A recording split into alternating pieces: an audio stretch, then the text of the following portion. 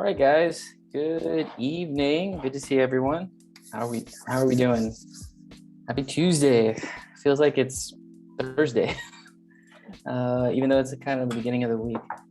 But hopefully, you guys use some of that time tonight to work on your posters. So, or get a little bit started and viewing some of the material for the next project, which we're moving pretty quick on. So we'll talk about that tonight as well. But okay.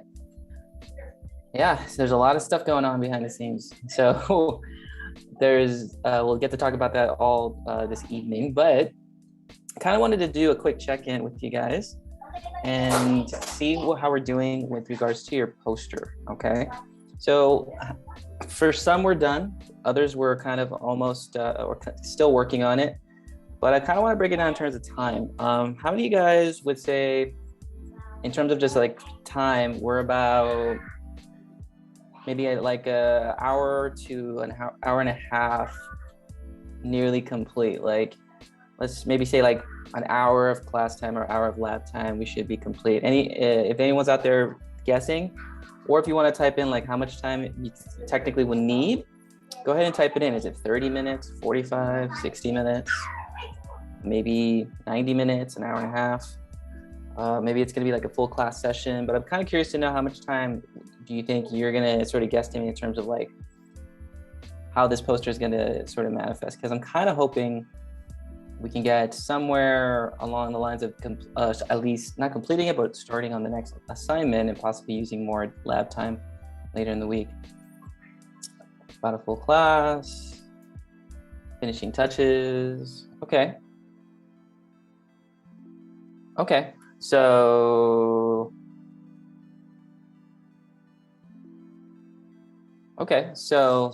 these are good time frames right there. Okay, so an hour, almost like a full class there.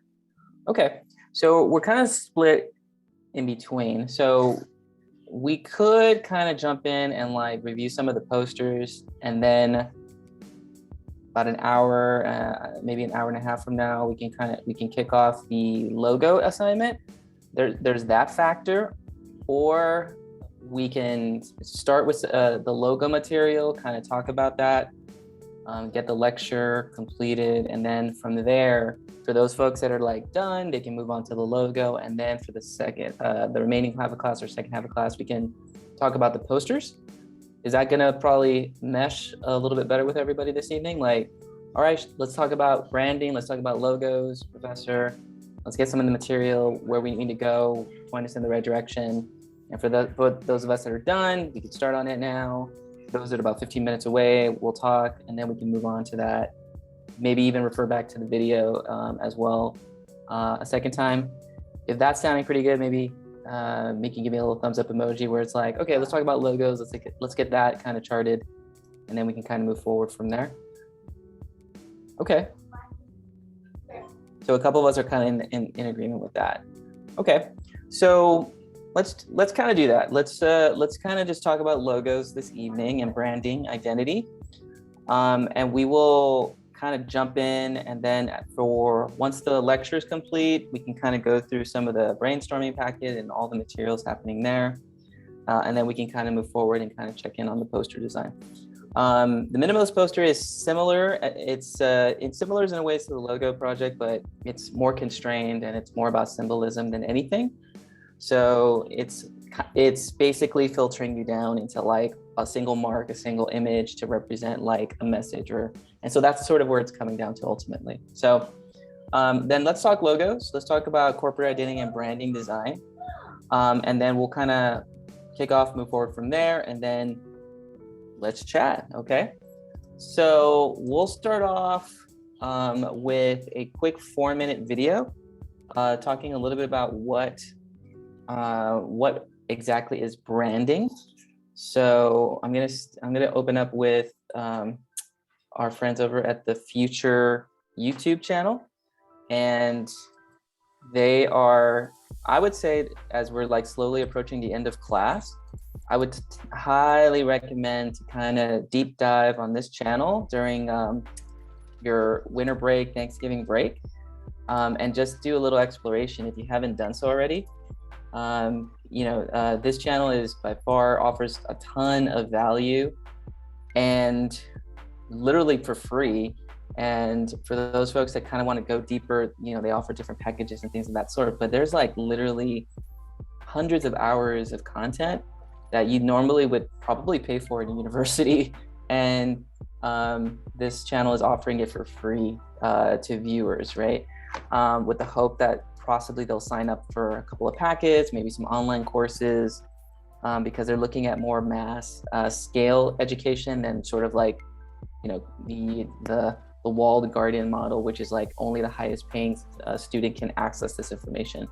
So definitely worth a view, and always a good refresher. So definitely when we get to like Thanksgiving break, take a break, but hey, take a look at this channel and deep dive in some of the content.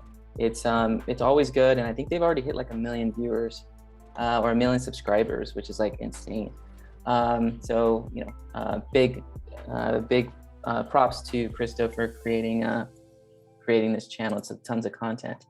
But what's really great about Do is that he does a lot of talk about branding and logo identity. In fact, he kind of harps on this sort of theme about how like this is the number one thing we should all do as designers, is that we should start with the brand, and help the business, help your business, help any business or organization, your employer, whomever, or even a division inside a company, build an identity. We should think of it as ourselves as the thinker, as the designer. And we talked about this, right, in value-based pricing. You're the doctor. And so you should look at it as yourself as someone that's trying to solve the problem, their problem, their branding identity, their positioning, where they stand in the market, so to speak, right? So he's kind of like a blend between sort of like creative design or creatively designing the business strategy. And it all starts in branding and corporate identity. And so this is a great what is branding definition in 4 minutes. So let's go ahead and take a listen, and then we'll briefly talk about discussion after the lecture. So let's go ahead and jump in and let's take a look. The term branding, people use it interchangeably with logo design, identity design, or even sometimes typography. And maybe we need to set the record straight. I know you're the best person to tell us, what is branding, Marty? Yeah, so let's start with what branding isn't. Okay. It's because it's not a lot of things people say it is. It's not a logo. Okay.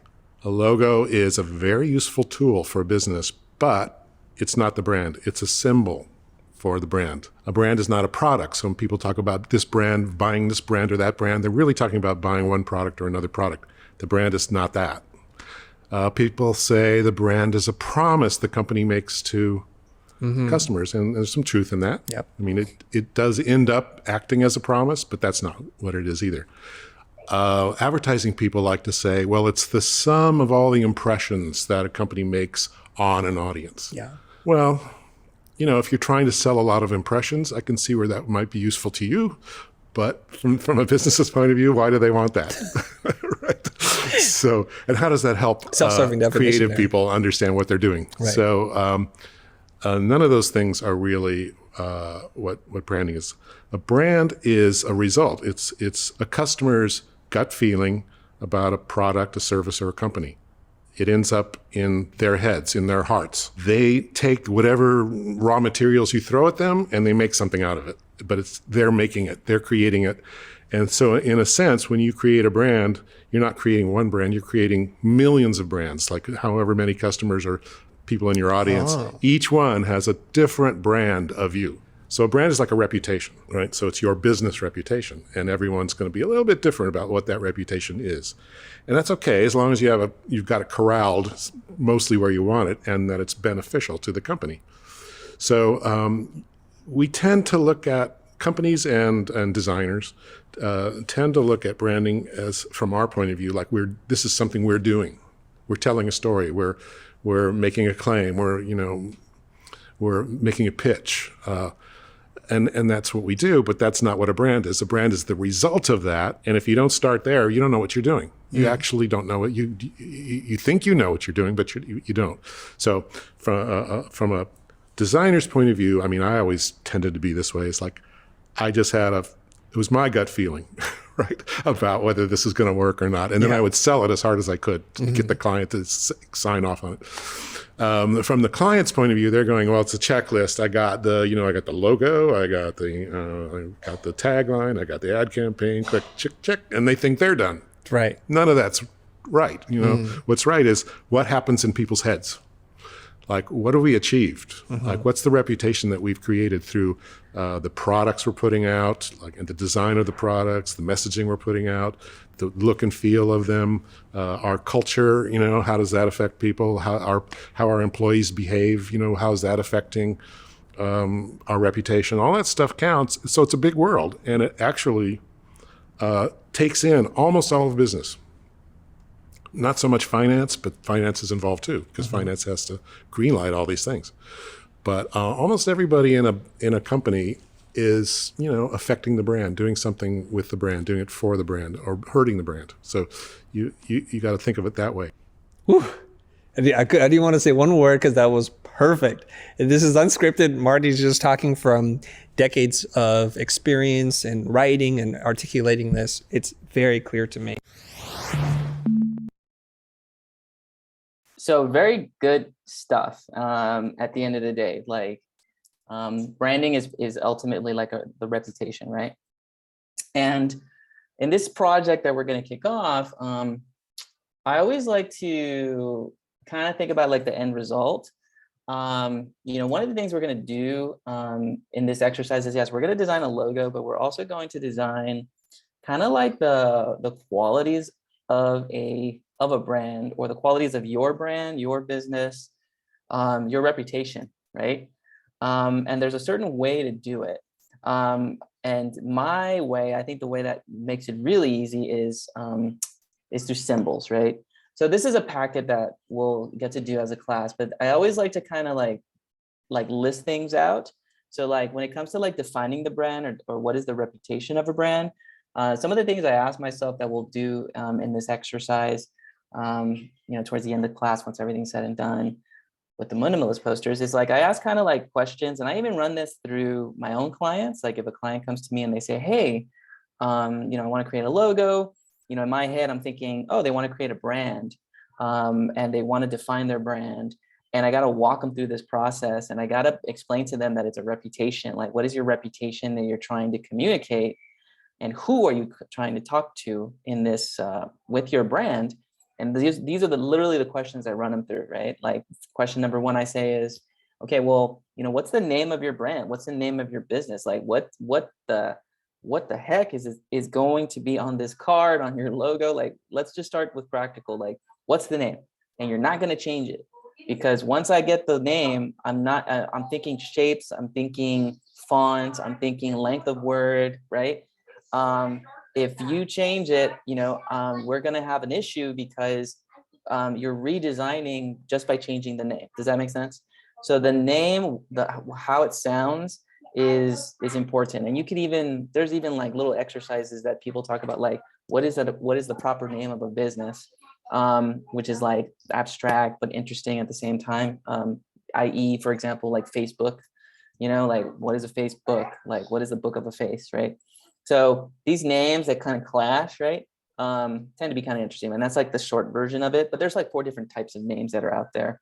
When I do packaging design, we go deeper into like the name qualities and what's so important about them. But just one little thing out there, okay? The second thing I always talk about really quickly is I ask, like, what words describe your brand? What words describe your business? Like, can you like tell me, in adjectives, like what it sounds like, or how would you describe yourself? And if it's a small business, I always say, like, how would you describe yourself? Because it's your business and you're the face of the business. Then what would be some qualities that you want to communicate about your business and what you do for your business? And they say things like, oh, well, strong or trustworthy and friendly and reliable or creative and brilliant. And these are words that I write down, okay? Followed by step 3, that we kind of talk about images. It's like, okay, well, what are some pictures that you think about when you think about your business? And most people kind of think things like, oh, I think about, picture, if I'm a fitness, I think about weights. If I'm joyful, then I think about hearts. If I think, if I'm a college business or a coffee business, I'm thinking about coffee beans or coffee cups. grinders, or if I'm an artist, it's an art business or some sort, then I'm thinking about pencils and paints, palettes, things like that. And so we're literally just like writing out or listing out the images related to the word. And then we go deeper and say, okay, well, what other things are related or associated with that word that you can think of that we can just possibly exhaust. And those are some of the 4 steps I literally run through. But really what I'm trying to get to at the end of the day is something called semiotics. And that is this deck that I want to share with you guys. I'm really breaking the client and bringing them into this world of semiotics, or the language of symbol, okay? Which is totally a class that I think every designer and really every business student should really take. And I don't know if anyone's ever heard of it, or this term semiotics. If you have, you can type it in chat. But one of the most confusing things about graphic design, I think, when it came to the logo project, was that we never really talked about like meaning or semiotics. And semiotics is basically defined as like the theory of signs. It's basically symbolism at the end of the day. Semiotics comes from the Greek word semiotikos, which means an interpreter of signs. Someone that reads signs, someone that understands signs, and it's all within our forms of human communication, right? Like basically anything that signals one living thing to another thing is a sign, right? It's a signal, right? So if I'm signaling somebody and I'm saying hello, my little hand wave is going to be like, oh, hi, that's my hand wave. My physical gesture is a sign, a signal of greetings to the other person. Does that make sense? So signals that you send from one person to the other have meaning. Does that make sense? And those signals you send can look like hand gestures, if your facial expression, right? If you got a mean mugging face or you look upset, you're signaling to me that you're not happy. If you're writing poetry, reading poetry, you're signaling to me an emotion or a scenario or a situation that kind of tailors to emotions. If you're doing a certain ritual, if you're you go to church on Sunday, you're that ritual, you're signaling that you are a religious person through that ritual, that act. If you wear certain clothes, you're signaling to the person about who you are, what you do, the food you eat. You're signaling to others, and more importantly to yourself, how you think about yourself when it comes to the food. Music is obvious, the music you listen to, the music that you play. Morse code, letters communicating, signaling to others. Marketing, for those business folks that are business marketing, commercials, film, pretty much anything falls under the category of communication, right? You're signaling to somebody something, and all these signals take all these forms, and you throw in technology and it adds even more complexity to the signal in and of itself, because now you're putting in computers and visuals and graphics, things like that, and animations and motion. So this stuff gets pretty complicated pretty quickly, right? And so that semiotics is all about that. So this is the language of the brand, I think, in my opinion, the language that you guys have to know really, really well to really much understand how to communicate, period. Does that kind of make sense? So so it's a transferable skill. It helps people. It helps yourself. It helps you understand yourself. This stuff, when I look at semiotics, dream interpretations, I use semiotics as a way to interpret even like my own subconscious and dreams and things like that. And I can pretty much break down what I'm subconsciously saying or trying to say, or what my subconscious is trying to tell my conscious self through this interpretation of the signal or the sign, or using this language of semiotics. Does that kind of make sense? So it's pretty deep, it's pretty in depth, and I really think it should be a class in and of itself for designers, because it's a lot. It actually it's all about like reality and communication at the end of the day, right? So there's definitely, a ton of things that we can learn from this. Okay, so signs are important, right? Because they mean something. So let's get pretty practical, right? Obviously, when you see this symbol, okay, it means stop, right? So stop means stop. Okay, if I show you a green apple, you're going to think that an apple is an apple, right? And a crown means a crown. Okay, what you see is what you get, right? But if I ask you, what does a stop sign really mean? Like, what is it a symbol for? What would you say to that? Well, you would say, well, there's danger up ahead, right? Like, stop, something is dangerous, right? Which explains the color red, right? Because red is like bright, attention grabbing. Some would even say like, it's a blood, or it's hot.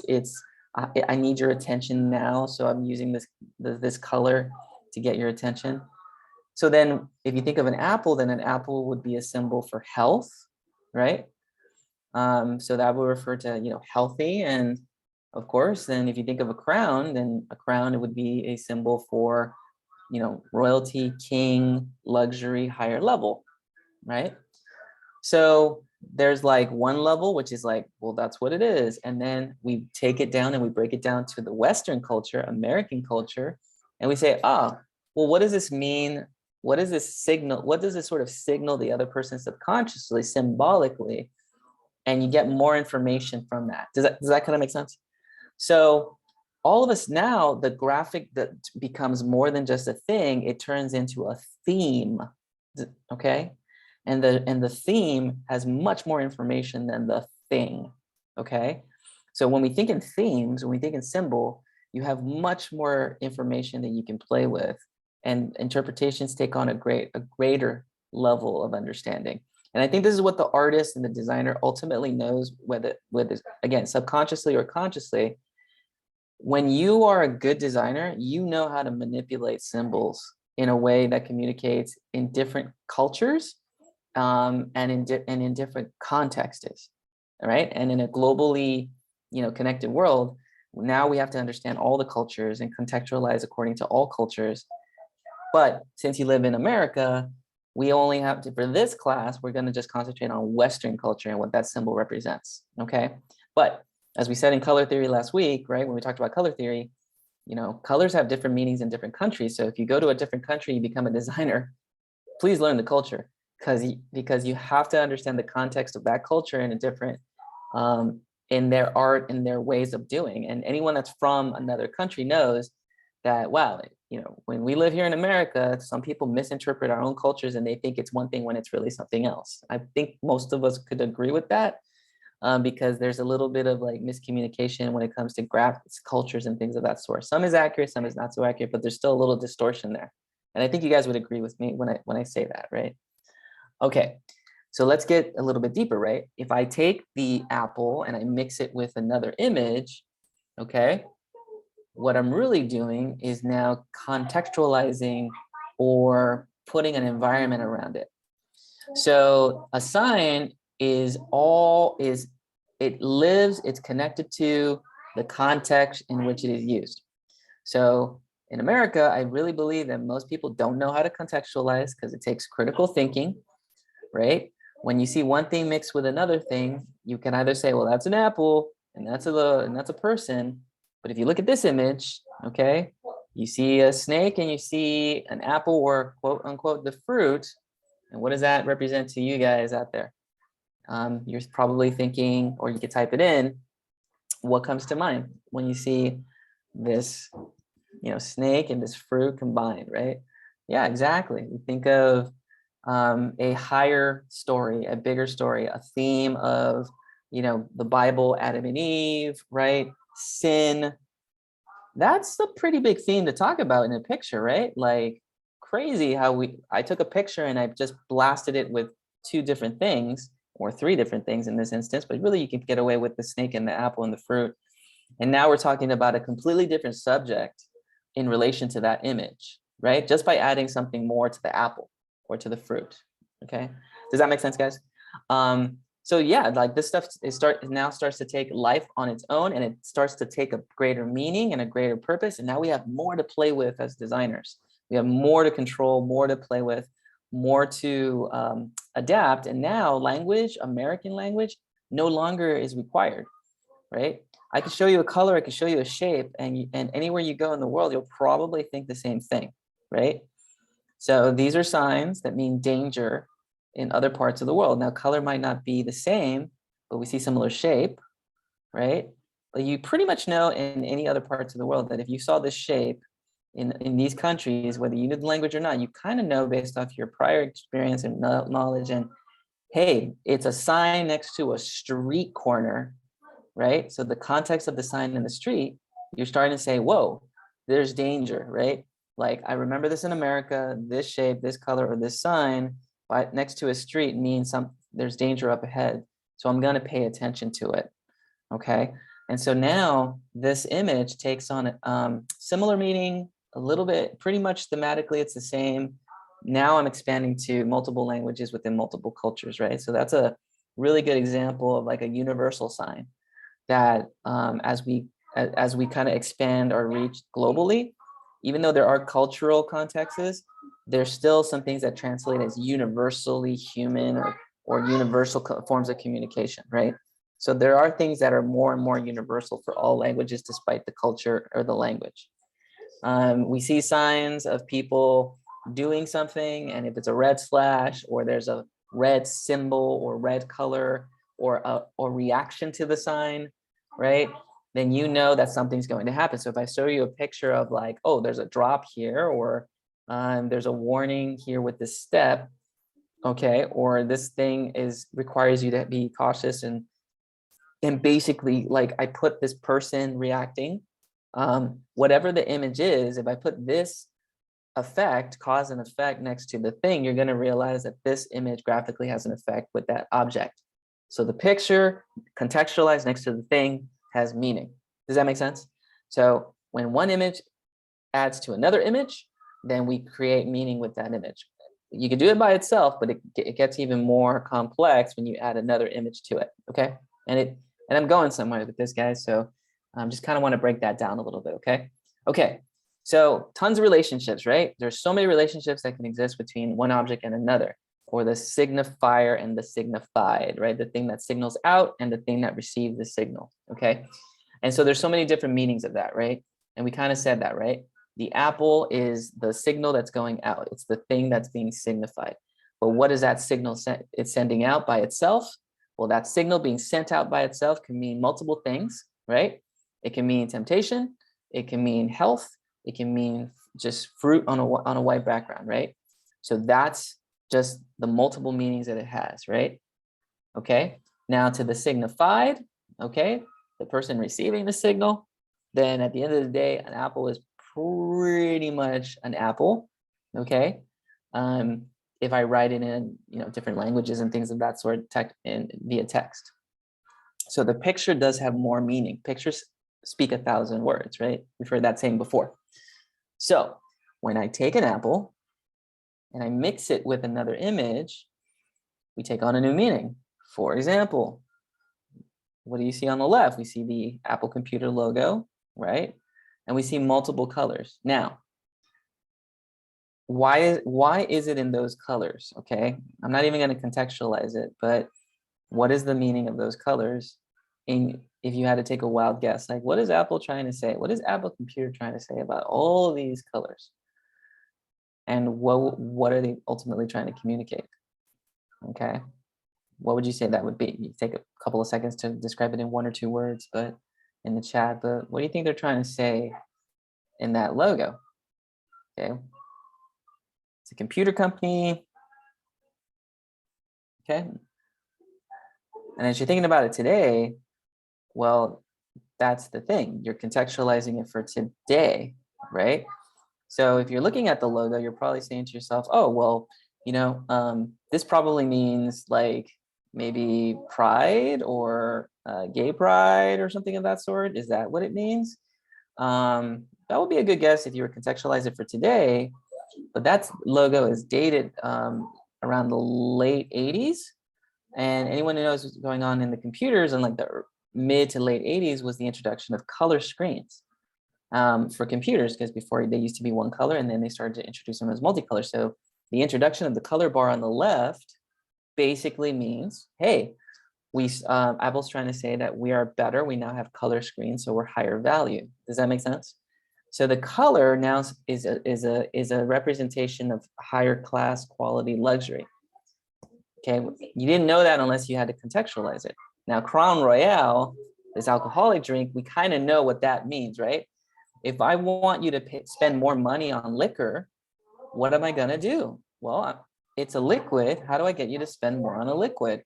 Well, I'm gonna design the logo, the brand, the reputation. I want the reputation to be high class, luxurious, high end, high quality. So I'm gonna put a crown and I'm gonna use royal colors, like, navy blues and deep colors like blues and reds. I'm going to use a font from the era, right? I'm signaling to you high quality, high class, a leader, a king.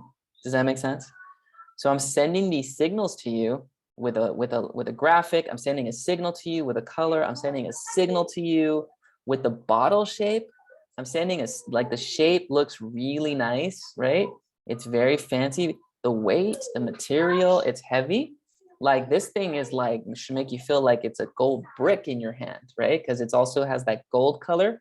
So I'm signaling to you like high value, high class, high quality. Does that make sense? And I'm doing that with graphic elements and a sculptural element made of glass, okay? We have glasses in our home, right? But all of a sudden, because I'm communicating something to you in a certain way and I'm putting these graphics together and I'm signaling to you, I'm symbolically telling you subconsciously or consciously, for those that may or may not know, that this thing is worth more. So I'm going to put a higher price tag. Does that make sense?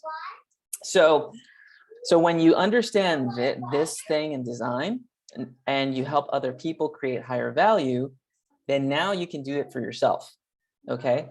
You can actually design a brand, design, a social media page. Now you can totally start setting yourself up as high class, high value, right? And so you're communicating to yourself those high quality things, okay? Hopefully that makes sense, right? And so that's you're signaling out and sending that out to everybody, okay? So what are the types of signs, okay? Let's get back to practicality here, okay? So there's ultimately 3 types of signs, okay? Or 3 ways to signal out something to someone else and graphically. One level is the icon, okay? The second level is the index. And the third level is like the symbol, even though it's kind of like repetitive in a way. So the icon, think of your icon as what you see is what you get. So the literal interpretation of the signal, right? So if I'm, designing, something that shows, let's say a logo and it's about a pet hospital, then I'll show you animals, right?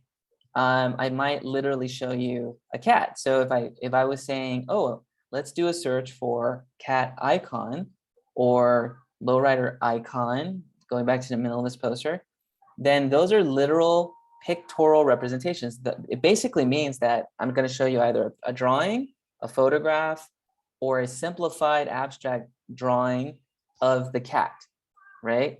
So yeah, like the Petco logo. So the Petco logo is literally showing you an icon of pets, right?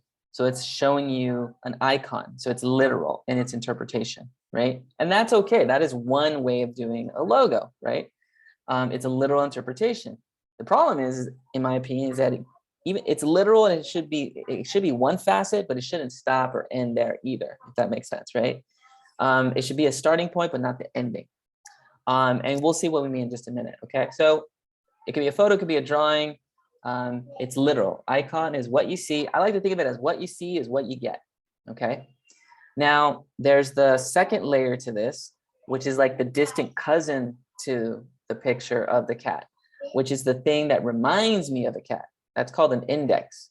So I'm referring to, I'm suggesting it's something else, right? So that's what an index is. I'm indexing, I'm referring to, I'm retrieving from, this thing related to the cat. So if I show you a paw print, then you're gonna think, oh, that's a paw print. It's related to a cat. So I'm gonna think cat symbolically, okay? If I see the cat toy, the little, feather toy hanging, that little toy reminds me of a cat. So think of index as like a signal of something that reminds you of the thing. Does that make sense? So it's not literal. I'm not showing you a cat, but it reminds me of a cat. So the paw print, the thing related to that, that's an index, okay?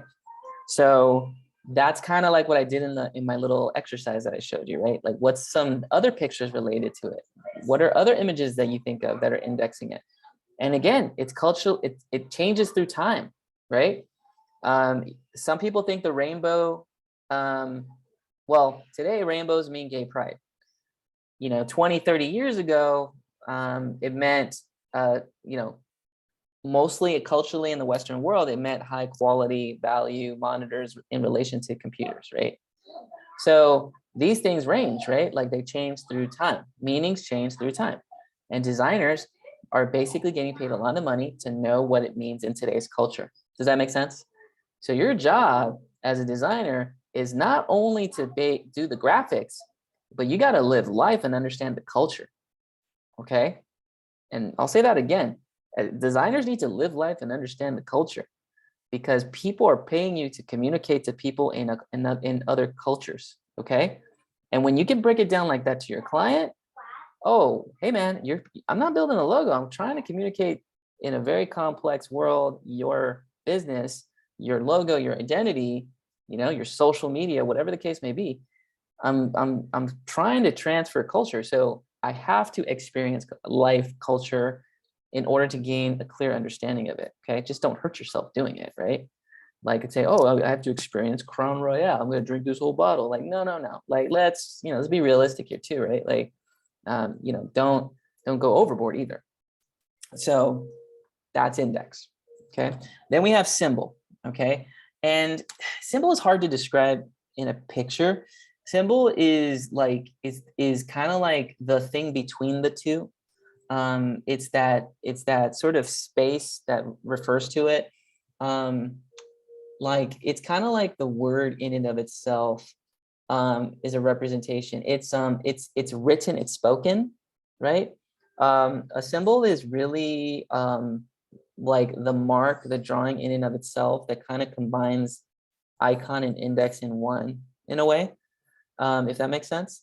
And so it's spoken, it's written, it's the experience, right? It's kind of like a bigger abstract idea, if that makes sense. But the reason we have the font is because one way to describe something is through the font or the shape, and you kind of heard me allude to that, right? Like fonts are really shapes at the end of the day, and those shapes have meaning, right? They're geometric or organic or a combination of both, or one's more extreme than the other. But these shapes even have meaning, and the type of lines and the type of shapes also have meaning behind it. Does that kind of make sense? So the symbol, think of it as kind of like everything put together, and it's communicating something at a greater level. And that kind of leads me to the meta symbol. Okay, now meta symbol is it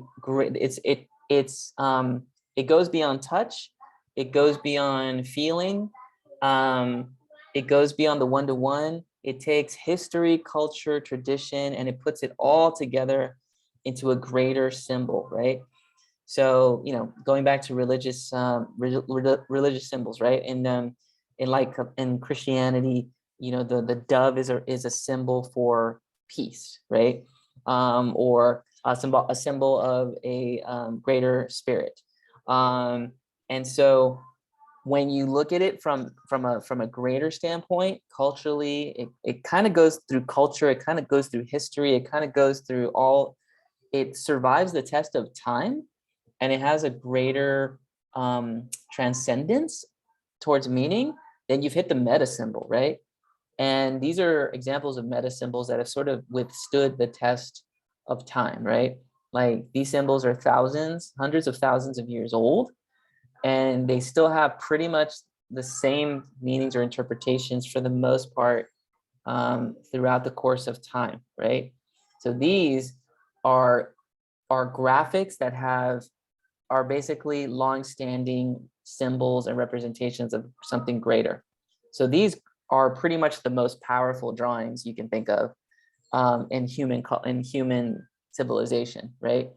And so a graphic, a picture, can have massive life for thousands of years. And when you can kind of break that down to a client, to students, then you'll see, like, you'll basically be like, wow, that's nuts. Like, you're right. Like, graphics actually can live beyond your life, and they can go beyond your lifetime, right? So you can create something that can live beyond you.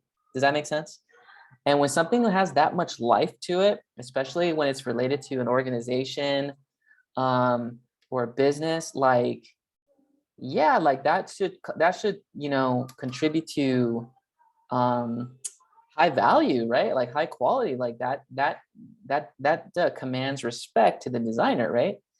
And when designers can talk about it in this way, like if you can talk like I'm talking to your client and help them understand and teach them, like, look, like these symbols, like, you can literally sit down and draw a mark, and you can say, look, this symbol here probably means something to you that's worth more than your life and my life put together, right? Yeah.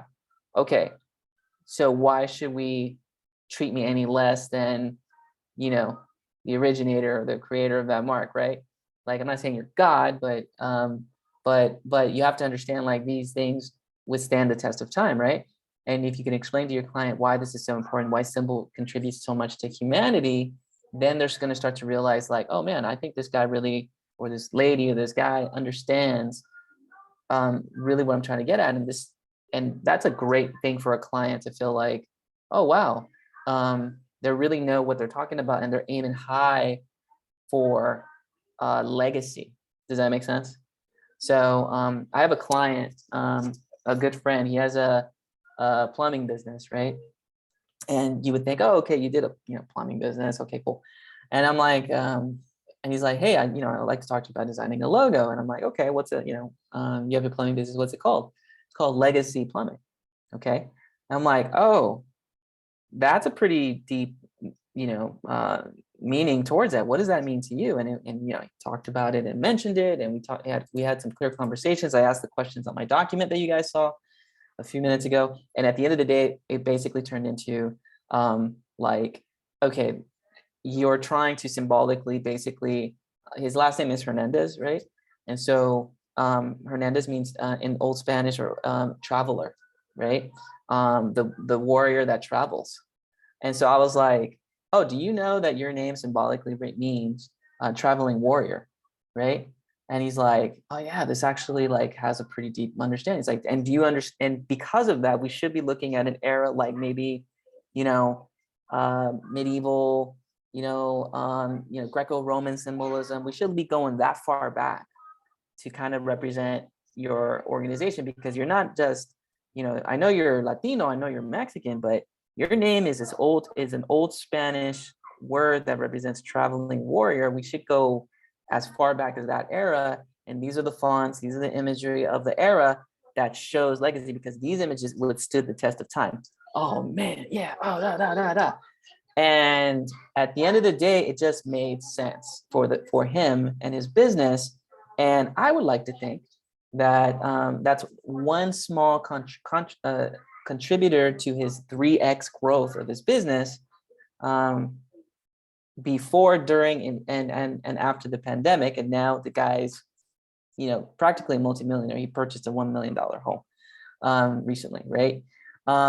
So, but this all came from a plumbing business that had a greater imagery, greater symbolism, and greater signal to the public of like high quality legacy. It's going to withstand the test of time. These are all signals of quality of service. When I touch something, I am fighting, traveling as the warrior. I'm going to fight that clogging your home. I'm going to fight that, right? Like it has greater meaning. And so if something like that, like a plumbing business, can take it to that level, why can't you do it for your business or your social media or for your future clothing brand or for your small team? Like when you think in these levels and take it to this level of interpretation, now things start to have meaning, life, and people start to feel this passion and this quality that you get. Does that kind of make sense? I know I kind of went big time around, but that's the impact that your work can have. You just have to believe it for yourself at the end of the day. And so I think doing it for yourself will make you believe in yourself. So my recommendation for this project is make the logo for you, right? Make it for yourself, make it for your business, make it for your, whatever it is you got going on, your hustle, your side thing. Do it for yourself and build it for yourself and graphically create this thing for yourself as if it were a higher image. And you will see graphically just how much power there is in the symbolism for yourself, okay? So this will be as much of a personal realization for you as it is an exercise on just logos. So it has higher meaning, okay? I want to address this symbol here, which is what Laker pointed out. Why do I have this graphic or this symbol here? What is this marking here? Is it a World War II German symbol? You're right, Laker, okay? But it actually, there's one small caveat in this symbol. Why would I put a swastika in a meta symbol of other religious markings? Okay. That is correct. That is a Buddhist symbol, guys. Okay. That symbol is the actual symbol. So the Nazis actually stole the Buddhist symbol of prosperity, referenced, copyright infringed, you could call it whatever you want to call it, and they rotated it about 45 degrees and then became the swastika. Now I believe that, I don't know the full story, but I believe that I think the Nazis used that image because one, it represented prosperity, and two, it had this sort of boldness and sort of like all-encompassing symbolism that represented like we're everywhere, we're going all places, sort of, right? And we're going to like cover this up, right? And so if you actually looked at the swastika Buddhist temples and actually go to different parts of the world, you actually will see Buddhist temples with the graphic built into that, okay? So these symbols that you see here, okay, this is a Buddhist symbol for prosperity. So when you saw this swastika, that meant prosperity before the Nazis took it over. What am I trying to say? A symbol can change very quickly in the context of the experience of it, okay? I could take prosperity and peace and I could put it with a completely different narrative on top of it and change its meaning overnight. Okay, so symbols can change meaning contextually. Okay, and the swastika is a really good example of that. And so it means eternal, it means prosperity, right? Like I'm sure the Buddhists didn't like that, you know, people think that they're racist or anything of that sort, but in the end, it actually became a symbol for prosperity. So, and most people do not get educated enough on the history of that marking, okay? So really interesting, its interpretation and how it comes from, right? But as the world becomes more and more, you know, connected, then people just think that that this is a symbol. Like if this is today, right? Then people would think that the Buddhists are now, you know, racist and now they've switched and we don't know anything about it. Like no. Like there's a level of education that goes into it. So it's good to know the culture. Okay. Okay. So when we look at all the different symbols that are out there, okay, and we look at logos in general, if you look at a logo or you look at a symbol, okay, so I put these symbols in there, okay, there's these symbols, they have meaning, right? So we have icons that are literal, right? We have things that represent alcohol, things that represent coffee, things that represent Red Cross or help and assistance. When you put these markings next to logos, they pretty much have the same sort of feel to it, right? and they have like, they're signifying something. So those two worlds are not different, they're the same, okay? So as designers, we got to know what we're denotating and connotating, which are basically fancy words for what am I symbolizing and what am I literally saying, okay? So what am I symbolizing and what am I literally saying? What am I denoting and what am I connotating, okay? So, right, I'll show you a couple examples here. All right, every graphic has a dual existence to it, right? What's being said and what's being received. So if I wanted to communicate dancing in your graphic, right? And I'm going into like more like layout and composition, but I just want to show you a couple examples of like how this stuff kind of grows beyond the logo and the mark, right? If I have a poster and it's flat and I want to show you dancing, how am I going to do that? Like, how am I going to communicate motion, right? Well, I'm going to do that by showing you lettering that looks like they're tilted in angles. And if you guys remember, anything that looks like it's motioning, moving in a certain direction is motion, a sense of, it's a principle of design, which is basically movement. And when things repeat and follow a certain path, it's moving, right? So if your font is moving in a certain direction or pointing in a certain direction, it feels like it's moving, okay? So that's an example of how the font is a symbolic symbol for movement, for dance, right? If you don't know anything about the language, right? But I show you food and I show you these characters, okay? Then you're gonna think that this food is for children or for the young at heart, right? So communicating very clearly that this graphic in this food, in this packaging, this is something for kids. And you don't even have to know what it is, right? And if you do, you can type it in, great. But they convey a message, right? So it gives it life.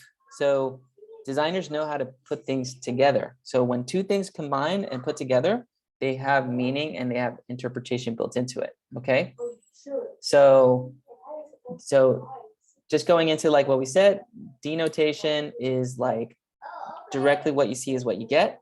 So it's the literal interpretation. So if I'm denoting something, I'm literally telling you what it means. If I'm connotating, okay, I'm giving you a symbol or a suggested meaning behind it, okay? So if I'm denoting, it's just a fancy word for I'm literally telling you something, it's a cat. If I'm connotating, I'm trying to tell you something symbolically and it has more meaning to it. So going to practicality, right? If I wanted to communicate, well, let me ask the question. Why do we have currency on paper designed like the one on the bottom? Why do we have currency like this on the bottom? It could have been just a piece of paper that said $1 on it. But why did we, hundreds of years ago when paper, showed up, currency showed up, right? And we went to paper from like, metals and precious metals and things like that. Why did we just go to, why did we create a graphic? Like what's up with the graphic? Okay. You can easily make out where it comes from. Well, yeah, that there is one interpretation of that, right? Think symbolically, guys. Like, what does the graphic on the bottom symbolically mean? Well, the first president, so it's the first dollar. Okay, I can see that. But if it's $100, who's the 100th president? If we only have like 150, Sam Franklin. On there, yeah. So, but Ben Franklin was not the 100th president, so it's not indexing. It's not, or excuse me, not iconic. It's not literally $1 for president number one. Although that's a good idea. That's one way to look at it. But why do we have that? Like, what's why not just say United States, put a flag on it and just the number one and that's it? Okay. Remember I talked to you guys about context? And remember I mentioned to you guys that you got to live the culture to understand it. So if you were to live, 200-300 years ago when currency showed up, what was it like? Okay. Well, you had homes that were pretty much, mostly outdoors. You had, people working in agriculture in the woods, right? And then you had like the higher upper class that kind of pulled from royalty, right? Remember, like America was kind of like the monarchy of of Britain, but free from that. But there was the only images of wealth and prosperity were from the monarchy, from the kings and the queens. And what do these like kings and queens have hanging up on their walls that only they could afford, that the rich could not afford? Okay, they had paintings, right? And if you had money, you would paint a portrait of someone and put it up on the wall, because the poor could not do that. Remember, no cameras, no digital cameras, no cell phones, no instant phone photographs and emails. You had to hire somebody to travel a long distance to sit down for hours, if not days, to paint you using oils and canvas and materials and hang you up on that wall. Do you think that that's going to be cheap or free? No way. So when I give you a piece of paper and it has a painting of a figure that represents freedom, this thing is a symbol for high value, high quality. I have a painting, I have a valuable thing in my pocket. Does that make sense? It's like putting an expensive cell phone in your pocket made out of aluminum, and you guys think it's an expensive enough phone because it's made of precious metals. Back then, everyone had precious metals. They just didn't have expensive paintings with their faces on it. So it's a flipped culture. Does that make sense? So that dollar literally was a mini painting, an expensive mini painting in your pocket, and it had worth, all within the graphic. Does that kind of make sense? Okay. I'm just trying to drive in the symbolism and how symbolism has like major impact. Okay. That's why we have homes that look like, you know, or banks, I should say. That's why we have banks that look like images on top. If I'm the bank and I want to communicate that I have wealth and I have money and you should put your money in my bank, then I'm going to create a building that looks like it's high value, high worth. Okay. I'm not going to make a bank that looks like a prefabricated home on the bottom, although they do exist out there. But do you think they have accounts? No way. Okay. And, you know, I mean, do we do this today? I don't know. You tell me. Who has the tallest skyscrapers in Los Angeles and New York? Okay. Banks, right? The tallest buildings are owned by banks. And so you don't think this stuff doesn't translate today? It's symbolism at the end of the day, guys. And this stuff still exists today as it did hundreds of years ago. So we just have to understand the meaning behind it. Okay, I'm gonna shut up, but I gotta show this one image here, okay? Marilyn Monroe, right? This image is a famous image that basically sees her as like, you know, star-studded, this sex symbol. No one would ever imagine that this is actually her before she died. On drugs, depressed, or in her phases of depression, this is one of her last photographs. What you guys see as a sex symbol is really an image of depression and drug taking. But we took this image and we made it seem like, oh, it's so seductive and she's trying to seduce me. No, man, that's a picture of sadness, right? And the Americans have sexualized this portrait of this poor woman, when in reality, when she was at her best, these images on the left and the right were really more closer to who she was, right? So all these graphics do, right? Or this dream factory of Hollywood is just it's all a depiction. It's a symbol of glamour, right? And so it helps to understand the context, the history, and the knowledge of it, okay?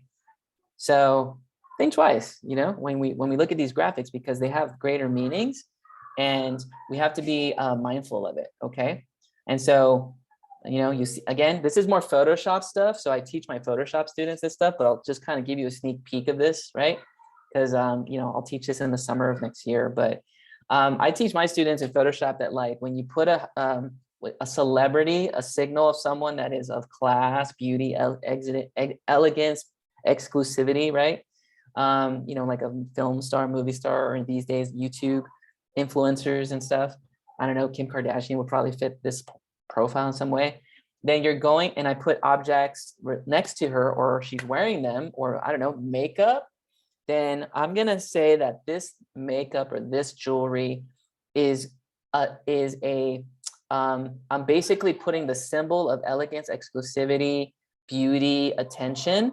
I'm transferring that image of that person and what they culturally represent into the product. Does that make sense? So I'm like infusing it with symbol at the end of the day. That's why these celebrities have to keep up with their image, because they understand that the image they're portraying is really just symbolism at the end of the day. I have to look like I have to constantly look sexy because I need to sell the sexual, the beauty when it comes to my my deals, my promotional deals with these products. That's why these people pay, you know, these so-called celebrities so much money, right? And so no surprise that the Kardashian family has like billions of dollars of you know, in equity of beauty products, because that's literally the brand that they built. They built their whole image around beauty to the level that they actually transformed the whole female image of beauty, right? The smoky eyes, right? Right. I understand all that stuff a little bit, ladies, right?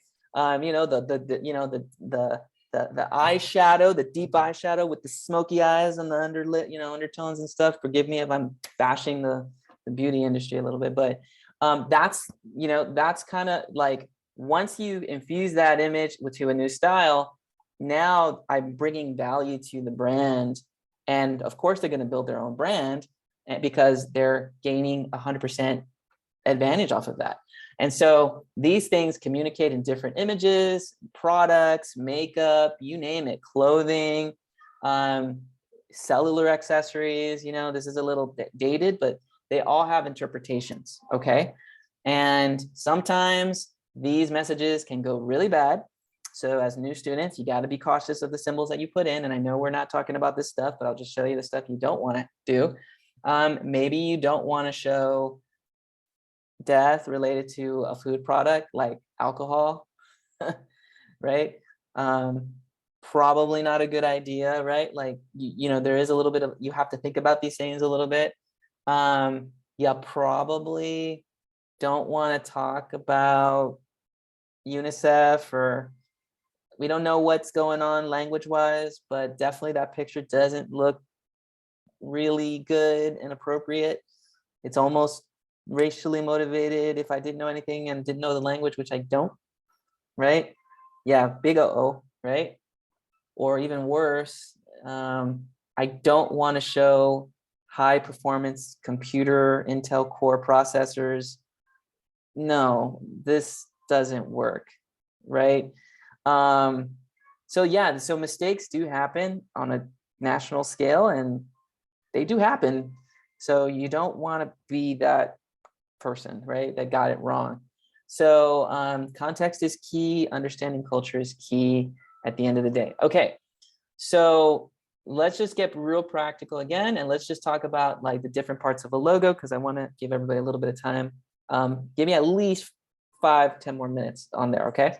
So these are some of the things that we want to understand when it comes to logos, okay? Now I've downloaded as much as I can about symbol and what's important about symbols. Now, how do I transfer this into marks, drawings? Well, you got to know the terms, okay? Now, a logo is technically a combination of the drawing and the letters, okay? So logos typically are mistaken for logo types. Logo type is type, the logo, the text, right? So Nike has a certain font, that's called a logo type, right? If Nike has the drawing of the swoosh, that's a mark, okay? The mark, right? So when you combine the mark with a logo type, this thing is a logo, okay? Does that kind of make sense? So that's really what a logo is. It should be mark and type in one to a degree, okay? Of course, you can argue different cases. Well, the Apple logo is the most powerful logo, and so is the Nike symbol. Well, yes, the mark is ultimately, you could arguably say, the most universal, because I don't need a language. I know the shape in all languages. Does that make sense?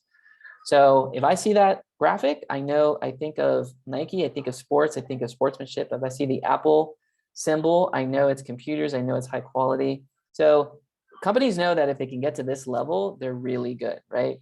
They're in a good position because I don't need a language. I'm not limited to one region. I can now make my mark globally, okay? So the mark is probably the ultimate symbol at the end of the day, I would say.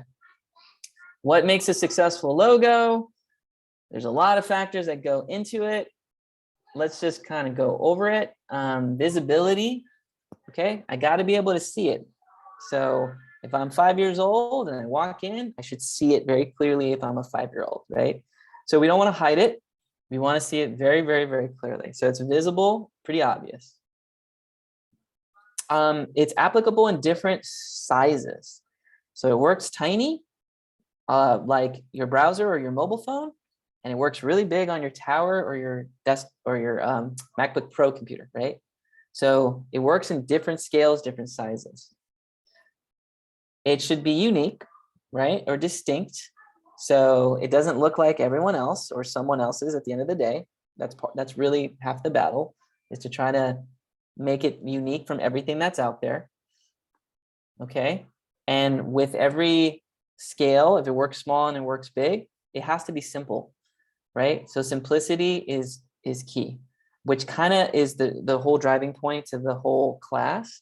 The reason I finish with the logo or with logos is because I'm filtering you down with less and less graphics, more constraints, so that you can get down to the ultimate constraint, which is the logo.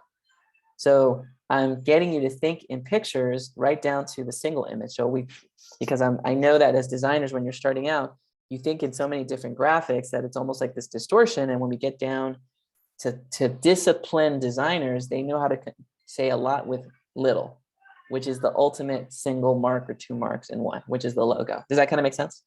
So I've really kind of led you down this path to kind of get you to this point at the end of the day. Okay. Retention. So does it work in different spaces, different sizes? Is it contained to a degree? Do you have colors with symbols, right? Colors have meaning, right? So if you do add color to it, then what is the meaning of the color? Like, what are we trying to say with the color, right? Descriptive, okay. Do we actually have a literal interpretation to a degree? Or do we know what we're trying to say? It's timeless. These logos are very like 90s. So logos do follow trends. So, trying to be timeless takes work, because you don't want to feel like, oh, this looks like a 90s logo, right? But we want things that can actually like withstand the test of time. Modularity, okay. This thing should work in different contexts, vertically, horizontally. I like it to be contained, like the Mickey shirt, right? It's kind of like its own island, and it can stand on a shirt or on a mobile app or on a desktop computer surface. Like, it's pretty modular in its sense. Like, it can be flexed and used in different ways. Okay. Equity, fancy word for just negative space, right? Sometimes logos have too much vertical or horizontal space, and the negative space is really, really like bad, right? So images on the upper left, they're very contained. The space, it's spaced out evenly, whereas some logos, they just take up too much real estate horizontally. It just takes up too much, width or too much height. I could see it working if you're modulating, but if it's not going to modulate or alter, it should be constrained and universal to like one unique say. So it should have a universal spacing all across, all around it, I should say. Okay. And again, equity, right? Like, will this work if it's upgraded, modernized, altered? These are before and afters of logos that have gone a few decades and then had some recent updates within the last 5 or 10 years. Okay. So some equity happening there. Okay. And I'm going to hold off on the evolution of logos in just a couple of moments, and I'm going to hold off on the different strategies for the most part. What I would like to do is kind of switch gears and talk a little bit about the brainstorming packet, because at the end of the day, I want you guys to be able to do this exercise to start off with the brand, okay? So for the project, the logo project, we're going to go today. So we're taking some time today. We're going to take some time Thursday, and then time on Tuesday, and then we're off for Thanksgiving. So we do have class on Tuesday night, but not on Thursday, which is obviously the Thanksgiving holiday, right? So we really have today, Thursday, and next Tuesday to kind of work through the logo. So we're working pretty fast on this one, okay? So we're gonna basically work through this exercise and this paperwork, and we're gonna make sure that you guys get at least a chance to print it out, or you can download it and put it onto your screen, and you can, write it on your computer or on your tablet. But we want to make sure that you get a chance to use the document and fill it out. So the first thing what I would say is like decide on the business, or decide on what is the logo that you want to create. What is the identity, the reputation that you want to create? That's going to be the first part. And it's got to have a name to it. Okay. So I'm trying to think here in terms of the format. We'll go through an example of it. How about that? And we'll use a volunteer. Okay. So I'll kind of walk you through it for the most part. So does anyone want to volunteer? And then we'll kind of go through this packet with them. And then that way we can kind of like walk you through the brand and just kind of go through the questions, as it were, and just get a feeling, just to kind of get an understanding. Anyone want to volunteer that? I'll put it another way. Like, does anyone want me to like do the first assignment for them, or the first section of the assignment for them? And we'll go through that for you. It could be for your brand. It could be for your existing business. I could do it. Okay. All right. We have a brave soul. All right, James, you missed it by a couple of seconds there. No worries. Okay. So, all right, let's go ahead and we'll kind of break it down. I'm going to switch over to the paperwork here. So I have my doc, and again, you can print it out, but it's pretty straightforward. And we'll start off with the steps here at the end of the day. Okay. So let's kind of go through this, and let's kind of like break this down for you really quick. Okay. Let's see. Let me do this really quick. Okay. So we'll go through the process. Okay. Yes, Philip, and we'll go over the writing portion in just a couple of seconds. We'll probably delay the writing portion for the poster, so we can have some time to work on it. So we'll probably do that more verbally, okay? All right, okay, so Alexa, let's kind of break it down. If I recall, you have a brand, right? What is the brand that we're gonna work on here? We'll kind of break that down. Okay, so it's pronounced Ablase, but it's spelled Ablaze. Okay, so the name is, okay, perfect. Thanks for typing that in. Mm-hmm. So it's going to be called Ablase. Okay. Now, does it matter if it's like uppercase, lowercase? I put it in all lowercase or all uppercase. So either one. Okay, so I'll just kind of write it out that way. So, okay, so we got, and it's pronounced Ablase? Yeah. Okay, so that's what must appear in that, right? Okay, so that term, these lettering at the end of the day. Okay, so let's kind of talk about this. So what is Ablase, or I'm pronouncing that right? I just want to make sure. Perfect. Ablase? Mm-hmm. Okay. How would you describe it? What would you signify that as, or how would you describe it in words? Okay, so basically it means to burn fiercely in. And Awesome. This brand is basically for the creatives. So it's to burn fiercely in everything you do, whatever that is. So And maybe a little bit of history before anything, like, so what is the language? Let me see, switch over here. Like, what is, it means to burn fiercely in, but can you give me a little bit more history, background information on that? Yeah, so the definition of a blaze is burning fiercely. It, I don't know exactly where it originates from. I probably should. Yeah, but it just means like in context, like his clothes were ablaze, like the house was ablaze, basically an item that was up in flames.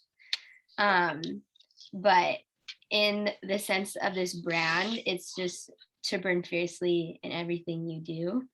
And then for some, basically I want to invoke the feeling of someone seeing these clothes on a person and being inspired by that to create whatever it is they want to do. So it's a clothing line. Right. Okay, so it's probably going to be, do you want it to be like a blase apparel, a blase clothing? Is there like a worldwide? No, I'm just kidding. Okay, all right. Yeah, let's but do that. it is clothing. But it's more than that too. It's definitely like accessories and community driven. So I wouldn't necessarily attach like apparel to it because it's more than that. Okay, so it's going to be, it's a word that's, so you're trying to build a community from this is Right. ultimately what it sounds like. So it has a bigger symbol, it has greater meaning. It's meant to be inspiring. It's supposed to be like build community, visibility, to burn fiercely in. Burning fiercely, is it sort of like a word for passion? Is that what we're thinking about here? Yeah. Mm-hmm. I would say that's a good word for that. And what would be like the ultimate thing to, because we have creatives, inspire, community, passion. Like what would you ultimately, like what would be like the thing that makes the person really unique about this brand? Like if it's an action of some sort or a belief, like what do you want them to kind of like absorb from your reputation? Like this brand has a reputation of what would you say? To inspire, empower, and create. That's really good. Inspire, empower, create. Yeah, probably a better third word, but something along the lines of that. Okay, to inspire, empower, and to create. Okay, so these are the like the strongest describing words. There's a lot, but these are ultimately what we want to take away from it. Okay, so when you think of images, when I think about things that inspire, things that are empowering, things that are creative, going back to like semiotics, like images have symbols, right? Literal or not. What this exercise is more like just first top of mind, subconscious, just like what do you think about when you just think about inspiring, empowering, or creating? Don't think in terms of just what everyone else thinks, but what are some images that like you refer to that are just top of your mind? No, it could be weird, it could be interesting, doesn't matter. The area that I've been struggling in is like actually identifying a symbol, a shape, where a lot of my thought process goes towards is like quotes, almost like a few words with bold lettering on like the main buzzword. So initially I think fire, right? Like a flame, but Mm-hmm. I not too sure like what else that word kind of like invokes for someone when they hear it. Well, let's not worry about what the other person I don't know what they is. see. Like I don't know. What do I see is like a fire, but I don't. Okay. And I see words for the most part, but I don't. It's hard for me to see like a shape. Okay, that's okay. Like you see, this section is all about like just you internally, right? Like what do you see? and you see fire, you see bold lettering, right? Yeah. Do you see colors? Do you see, I know shapes is a little challenging, so we'll hold off on shapes, but Okay. colors in particular, Mhm. and you could even index things, right? Like index meaning like you're reminded of other things related to that, and it could be like very abstract too. It could be words, movies, celebrities, pictures, past experiences, like like memories, like Mhm. we're trying to transfer sort of like what you feel spiritually, what you feel emotionally, what you think about internally, Yeah. as just the starting point, the reference. It's almost like the subconscious, tapping into your subconscious, as it were. When I was reflecting on, or just what I would hope this brand does for people, is to be the person that I didn't necessarily have growing up. So that would be like someone to push them to do what they love instead of just following Mhm. the basic, like, go to school, get a job, have a family, which is fine. But for me, I wish someone would have just like pushed me in my creative endeavors, because that's where I find my love and passion in. So I would love to be that like host for other people. So that's where this comes from. That's why like the community is such a big aspect for me. And like the clothes come supplemental. So as you're saying these, well, Go ahead, yeah, go ahead. Well, go for it. Like, is there more to this train of thought? I don't want to interrupt your train of That's thought. basically the gist of it. Okay, so it sounds extremely personal, Mhm. and when you say like someone growing up, I mean, is there something specifically that a certain figure, a certain person that you're thinking about that is I wish this person was? I wish I had a Bobby Hundreds in my life. Okay. He's cool. Love that guy. Now, and do you see this figure, this person, as like so who is this person, if you had to like describe it? Is this a brother? Is this a best friend? Is this a mentor, a parent, a figure? Like, what is the figure that you believe that everyone should have in their life? like a mentor.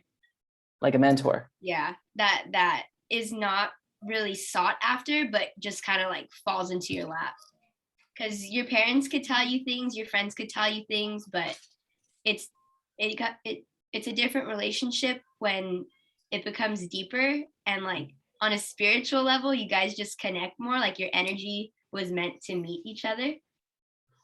So I don't know if that person is my age, way older than me, or a few years older than me, but it's more of someone who I connect with energetically, I guess.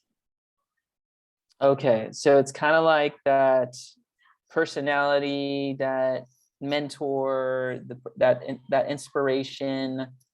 I guess everyone needs to have some type of like mentor, that sort of like a guide, as it were.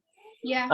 I think some cultures would refer to like as a sort of like a mentor or spirit guide, or Yeah. or is that going a little bit too far No, fetched? no, that's, I mean, it goes deeper than that. Yeah, the spirit guide is like in the good Okay. direction.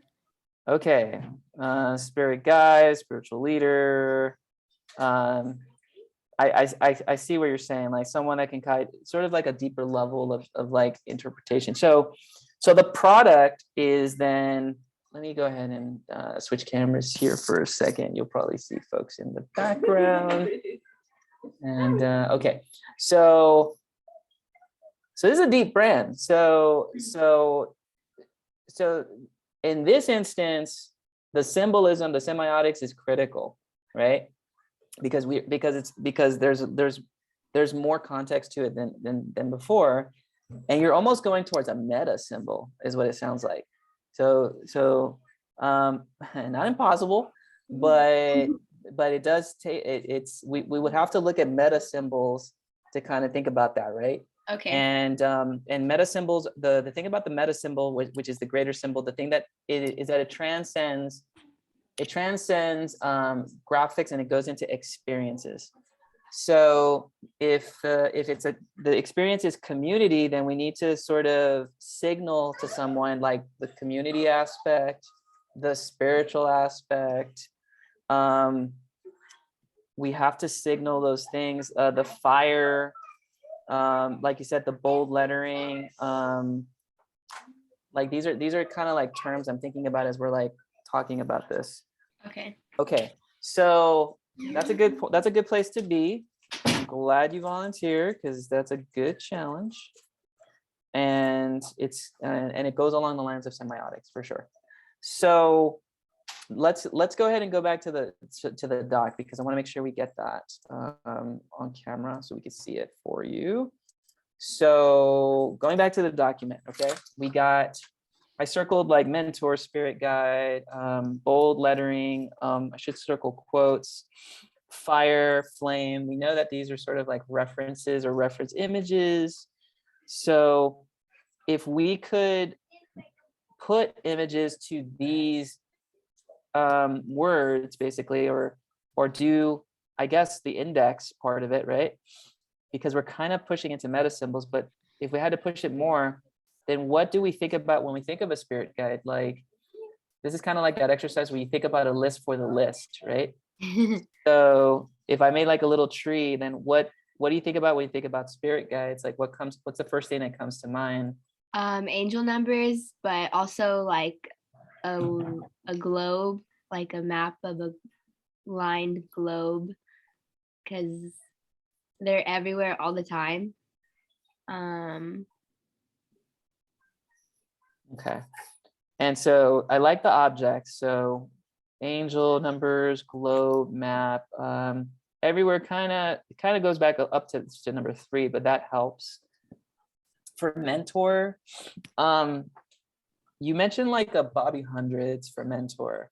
Are you referring to person, or you're first referring to energy, chemistry, inspiration? Inspiration, yeah, definitely more of like that. The inspiration could have been in anyone, but I've just so happened to see it in Bobby hundreds. So it's not just the person himself, it's the personality and like the drive and the want to create something for people that I like about him. So personality, drive, and well, more, I don't want to say content, but the personality and the drive. So the reason I put personality is because there are ways to show emotion with graphic elements. So it could be colors to describe personality, which is emotion. Mm-hmm. If it's drive, it's like if I'm driven, if I'm moving somewhere, there's like a sense of movement. Okay. So there could be an element there. We could create a sense of movement, which goes to the principles of design of movement. Mm-hmm. So we have that. Fire. I think those are a couple of good ones there. If we think about fire and flame, what do you think about when it comes to fire and flame? Anything more from that? A certain type of fire, a certain type of flame? Anything that kind of you can think of off the top of your head there? I see color, but also just like an outline of it. So nothing too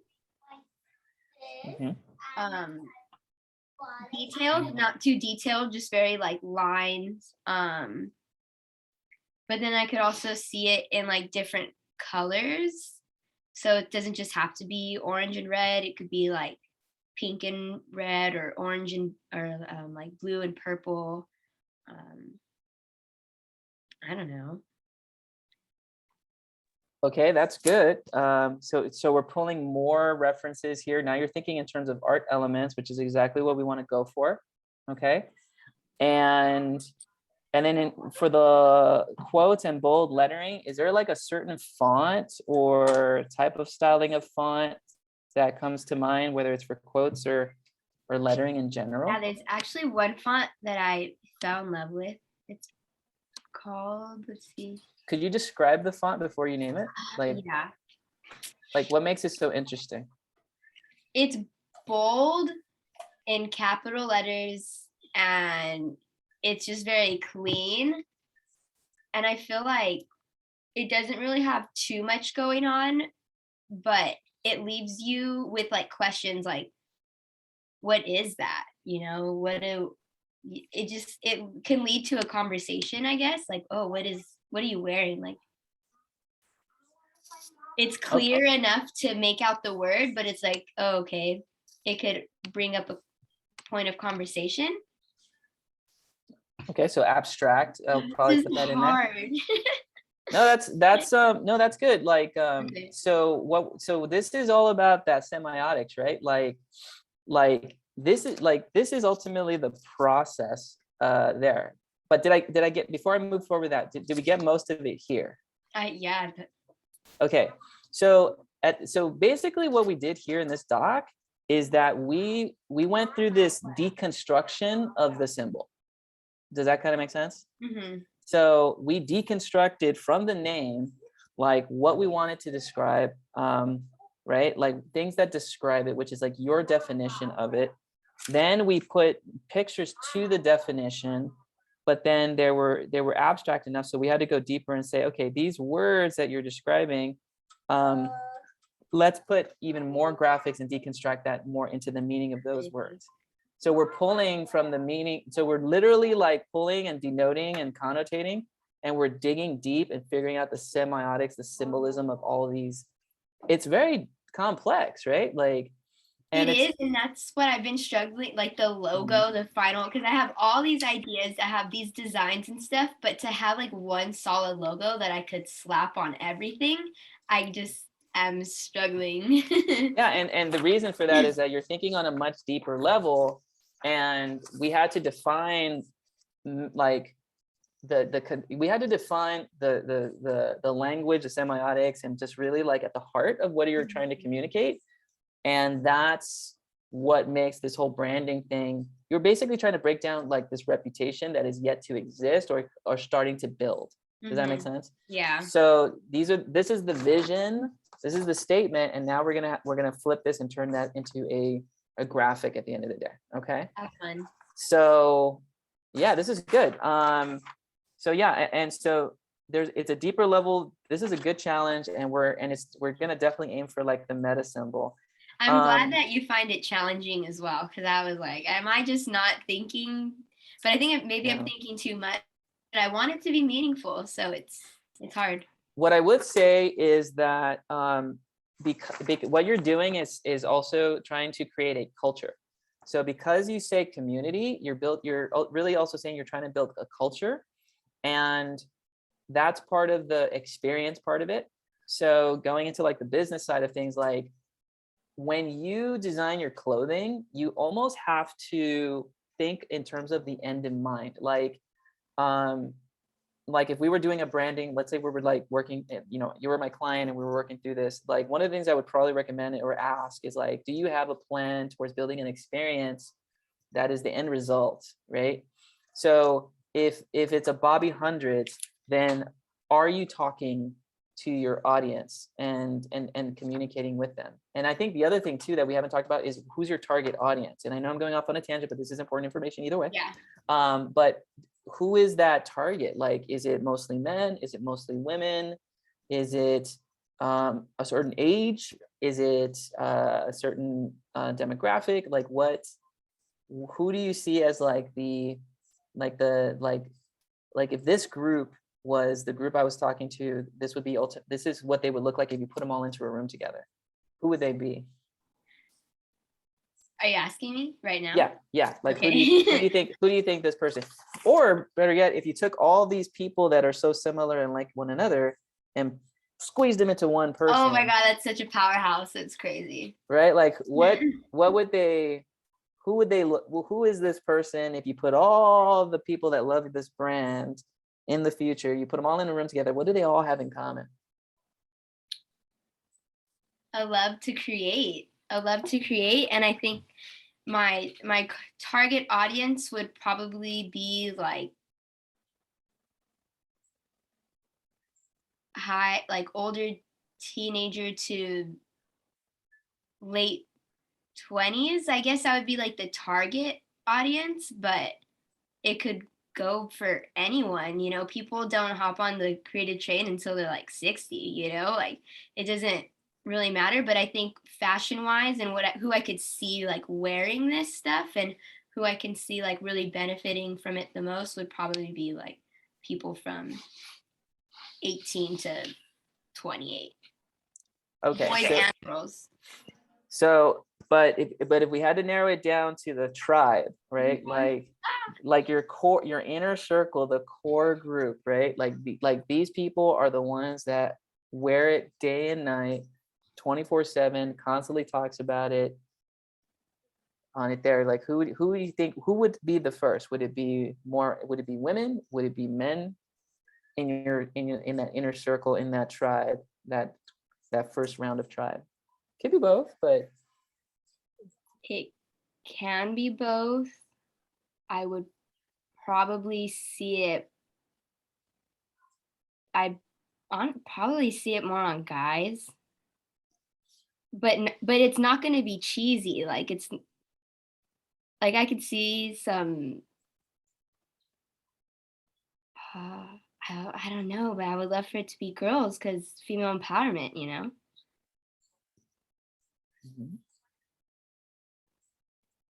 I know I have to pick one to really focus on. Well, don't think of it as just hard. one over the other. It's just where you start.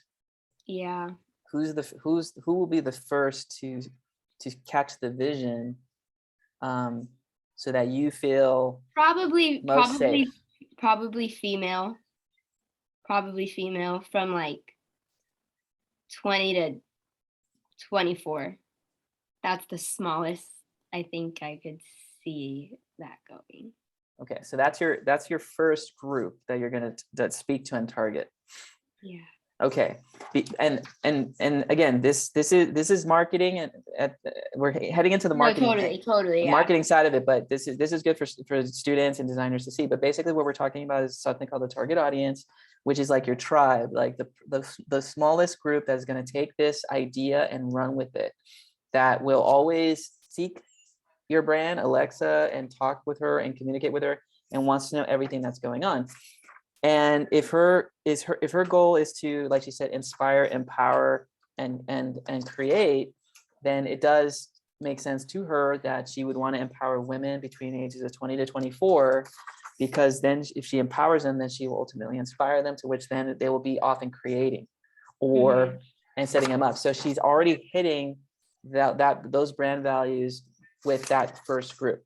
So when we're designing for that specific tribe, is the female from 20 to 24 starting out, because they're the ones that's going to wear this and believe in it and seek you out to be empowered. And a representation of that empowerment will be the clothing, from the experience of being empowered by you. Does that make sense? So it's almost kind of like you're the Bobby Hundreds, but the female equivalent to that, right? That's so sick. Right? Because then you are, right? I'm just casting some vision out there. No, cool, thanks. Right? But it's almost like, well, it's like, this is what I want. This is what I want for women. This is what women I think would want, and this is why I think it's the reason for that. And they should be empowered. They should be inspired. They should be creating, and and it's basically, the idea here is that I want them to burn fiercely with empowerment, inspiration, creativity, and women will build this community. Women are going to drive this community, and they're going to multiply and inspire and empower other women, which eventually will include men. But right now we are just mentoring and spiritually connecting with one another, building this brand, inspiring them, and putting these quotes, letters, and t-shirt designs on our shirts, in different colors, different letterings, in different contexts of different cultures, so that this thing will ultimately have its own movement built around this circle of passion, right? That was freaking beautiful. So Yeah. Yeah. so Exactly so right. now but check this out, right? Like as the designer, I have to understand you so I can graphically, symbolically throw that out there to the world, That's crazy. right? So this is why this is the last project, because you can't do this with I just started Illustrator and I like to create a logo. No, like Yeah. this is probably the main reason why we waited to the end, because now we're going next level on culture, community, context, and we have to deal with ourselves. You have to kind of clear yourself out personally, mentally, emotionally to some degree in order to be a vessel, or the interpreter, or the interpreter, the vessel towards that person, which requires you to communicate that vision for them. So it's required. That's why you need to have all these things built in first and understand design in order to be able to build a relationship and move forward from there. So yeah, it goes way deeper than that, and that's a whole nother conversation. And I want to honor people's time with the posters. But we will use this and we will work on this, and we'll use this as the example for the class if that helps. Because it's a good challenge for me to kind of get you to the meta symbol, and it is a good challenge. It is a big challenge, but this is good. This is going to lead to help other people, and I'm excited for that. So did I kind of help a little bit? So that was awesome. Thank you. Okay, cool. I haven't talked that out with anyone. Oh, like that. okay. So this is just first time. You guys are in my circle now. There you go. Okay, and do you guys understand as a class? I know you guys are doing your posters here and there, but for those of us that are kind of checking, did this help you guys understand like the reasoning why we try to get this down mentally on paper first before we do the graphic side of things? Like we need clarity before we build graphically, and that is so important. And so that's why we kind of list these things out as such. Okay, make sense? Okay. All right, practical next steps. We have an hour left in class. Okay, thank you, Alexa, let me just say thank you to Alexa for going out on putting yourself out there. So thank you for doing that. Yes, sharing your vision, kind of going through it and just kind of, making yourself vulnerable and kind of sharing what your vision is and what you want to do and why this is so important. So thank you for sharing that. And it's going to help you and also other students that see this recording and in the class as well. Okay. Yes, thank you so much for your help. Awesome. Okay, it's an honor to serve. Okay, so for the class, for you guys that are basically working on the logo, this is what you're gonna do. You're gonna basically do what we did, but you can do it for yourself, for your own personal brand. If you want to create a logo for someone with an actual business, you can. Like typically students do it for their fake business, their current business or future businesses. That's totally cool. You could do it for an existing business. If you have a friend or relative that you want to kind of demo it on, you can do that too. I know students will also like to create like a fake company, but that's, I want to challenge you guys a little bit and kind of try to give a real world example, because the real world example will make it a little bit more relevant, and it'll be a good challenge because then you have to take culture into consideration, right? So the more real, the more relevant, the better, and it'll help you in the long run. Okay, so that would be helpful. Live stream production for tournaments, that's great. That's a real application as well. We just want to make sure that we get the name down. Okay, so let me direct you to Canvas. On Canvas, I launched the assignment, which is the branding identity assignment. Okay, there's a lot of links built into it, but let me just kind of show you where it's located. It'll be under assignment corporate identity design. This is currently in week 16, so the latest module, which is at the very bottom of the list there. When you click onto it, got a lot of modules here. We're going to basically go to branding and corporate identity, week 15, branding, corporate identity. You'll see the sign symbol and logo image on the top. And objectives is to design an illustrative logo using your name or your business, okay? And right here on the bottom, where it says important, is the strategy sheet.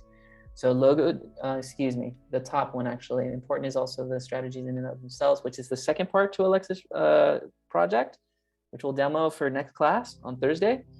But the logo brainstorming concept is going to be right here. Brainstorming concept development worksheet. So the concept development worksheet is what you want. When you click onto it, then obviously you'll get this document, which is what I worked on right now with Alexa. And you're going to basically perform those steps and those names and try to dig deep on meaning and symbolism as much as possible, okay? Once that's done, then on next class session, okay, we're gonna talk about the actual strategies, okay? If you take all the millions of logos created throughout history, there's only like, honestly, 5, 6, 7, 8, 9 strategies. That's it. So out of these millions of logos out there, there's only 9 different ways for this stuff to kind of play out, okay? And so using Alexa's concepts and her design and her sheet, I'm gonna walk you through how I literally, in like less than 5 to 10 minutes, I create 1 to 2 or even 3 concepts per strategy, per container here. And if, let's say we just did 2 per strategy, that's 18 different concepts. 3 is 27 different concepts that I can create in minutes just following these strategies. Does that make sense? So now I take away the abstract and the guessing, and we are now targeting, and you can create so many logos based on these 9 strategies in minutes. And we'll go into the whole, like how we combine them, how we strategize them, and how we get the concepts quickly on paper. So that's going to be for Thursday, okay? And I'm going to walk you through that, and we'll use Alexa's brand as part of that process, okay? And so we'll do it like that. Sound good? Okay, so tonight all we got to worry about is the paperwork, looking over the design strategies, and then from Thursday second half into next Tuesday, we're just going to build this logo out, okay? Graphically, which you already know because we've already talked about minimalist poster and everything in between. You have the skill sets, guys. Now I'm just digging into your thinking, and now you're getting creative and using the basic tools to create. Does that make sense? So that's where we're going. We're theorying this up all the way. Okay. Okay. Very cool. So that's what's going to happen. We still have until 9:30. So you are more than welcome to stay online, work on the worksheet. For those folks that are done with their minimalist poster, right? Then obviously we'll go ahead and we'll upload it. I'll take a quick look at it tonight. And if we've already looked at it and you've uploaded, then go ahead and work on the packet. And you can work on it between now and Thursday. And you're more than welcome to even watch a couple of the videos that are attached to the assignment sheet early, just to get a feel for it. So you can definitely move forward if you can, based on the previous recordings from way back when, okay? So this is the last one, guys. After this, it's the portfolio, and the portfolio is just combining all the projects together into one. So this is our big final push, and then we're gonna build a portfolio, and it'll be just easy breezy going downhill from here, okay? So the portfolio is not gonna be too much. It's just gonna take some time. Our logo is our big critical thinking project, I guess you can say. So, all right, very cool. That should do it. I'm gonna start talking to folks one-on-one. So we can go into our one-on-one private room session to share designs if that helps. And I'll try to get everyone viewed as much as possible, give you guys some quick commentary, and then you can make some changes to the poster and start working on the logo. Okay, sound good? All right. Imaginary game company. Too easy, Philip. I'm gonna say no to that. I'm gonna say try to see if you can pick up a real client. If you can find a website, go for it. You can maybe send me the website. It's too easy. So I want to make sure that we get a little bit of a challenge, and then we go and go in that direction. Okay, so find a company that's out there, and you can create for the gaming company that exists. I'm okay with that. Okay, but definitely share the link and then go that direction as well. Gaming company for yourself. Definitely. I think I want to know specifically like the details, like what kind of gaming company, what are you trying to create? Basically what we did with Alexa, right? Like what's the brand, what's the vision? Where do we want this to go? What specifically, why do you do what you do?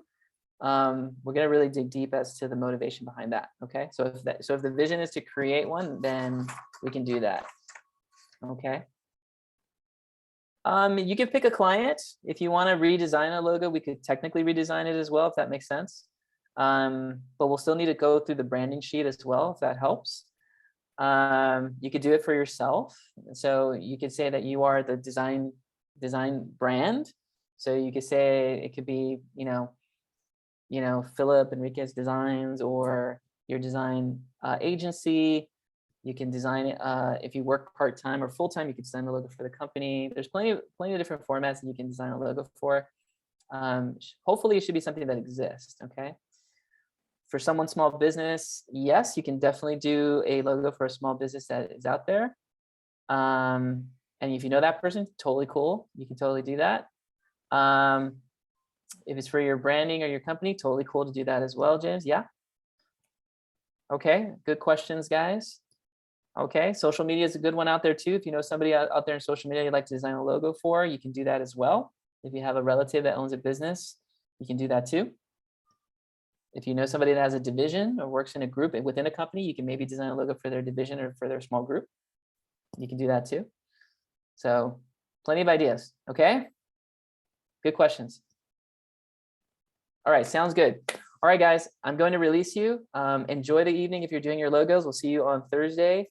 And for those folks, I'm going to pull you into our breakout room so we can take a look at your posters and give you the final sign off. Okay. All right. Have a good night. And I'll see our folks in just a few moments. I'll see you on Thursday. Okay, Laker. Thanks a lot. Appreciate it. I saw your poster, so you're good. Okay, thank you. Bye. Okay. Thank you, sir.